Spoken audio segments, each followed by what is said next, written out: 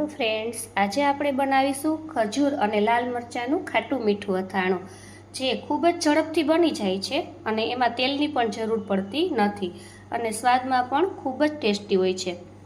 તો આ અથાણું બનાવવા માટે મેં અહીંયા લીધા છે 250 જેટલા લાલ મરચાં, 250 ગ્રામ જેટલો ખજૂર, 250 ગ્રામ જેટલી ખાંડ, 250 ગ્રામ જેટલા લીંબુનો રસ અને એટલો જ મેં અચાર મસાલો. તમે કોઈ પણ અથાણાનો મસાલો લઈ શકો છો.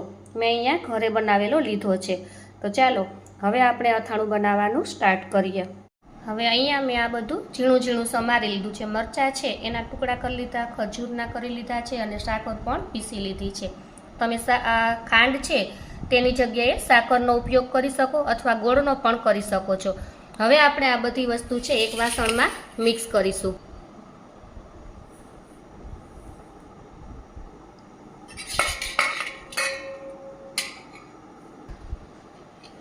મરચાં નાખ્યા છે. હવે હું ખજૂર પણ અહીંયા એડ કરું છું. હવે એમાં આપણે પીસેલી ખાંડ એડ કરી દઈશું અને અહીંયા મેં જે લીંબુનો રસ કાઢ્યો છે એ લીંબુનો રસ એડ કરીશું પહેલાં.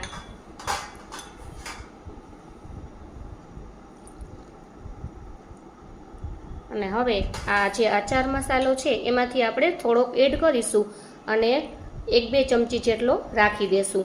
જરૂર પડશે તો આપણે વધારે નાખશું. હવે આપણે આને સરખુંથી મિક્સ કરી લેશું.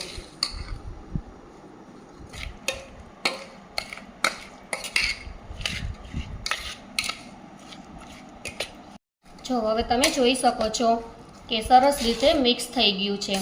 આમાં નિમકની બહુ જરૂરિયાત રહેતી નથી, પણ ટેસ્ટ સારો આવે એટલા માટે હું જરા જેટલું નાખું છું. ઓપ્શનલ છે, તમારે જો નાખવું હોય તો તમે નાખી શકો, બાકી કંઈ જરૂરિયાત નથી. હવે આ રીતના આપણે હલાવી અને આને 24 કલાક માટે બહાર રાખવાનું છે. અને આપણને જ્યારે ટાઈમ મળે ત્યારે દિવસમાં 2-3 વખત આમાં ચમચો ફેરવી લેવાનું, જેથી કરીને બધું સરખુંથી મિક્સ થઈ જાય. તમે જોઈ શકો છો કે ખૂબ જ સરસ કલર આવ્યો. આ 24 કલાક પછી ખૂબ જ સરસ થઈ ગયું છે. હવે આને આપણે બરણીમાં ભરી અને સ્ટોર કરી શકાય છે. તમે જોઈ શકો છો કે એનો કલર પણ ખૂબ જ સરસ છે અને ટેસ્ટમાં પણ ખૂબ જ સરસ લાગે છે. તો તમે એક વખત જરૂર આ અથાણાની ટ્રાય કરજો.